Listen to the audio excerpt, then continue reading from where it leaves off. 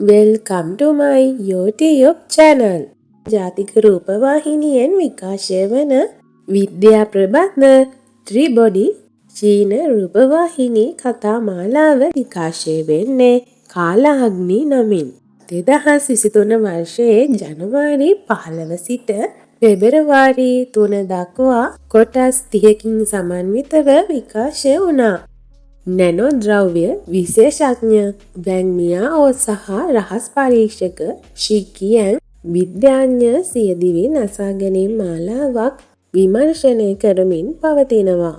ඊටෝ නම් රහස් සංවිධානයක් විසින් සංවර්ධනය කරන ත්‍රිබොඩි නම් VR ක්‍රීඩාවකට සම්බන්ධ වීමෙන් පිටසක්වන ලෝකයක් පෘථිවියේ මනුෂ්‍යත්වයේ ඉරණම සමග සම්බන්ධ වන ආකාරය මෙම කතා මාලාවෙන් ගම්‍යමාන වෙනවා.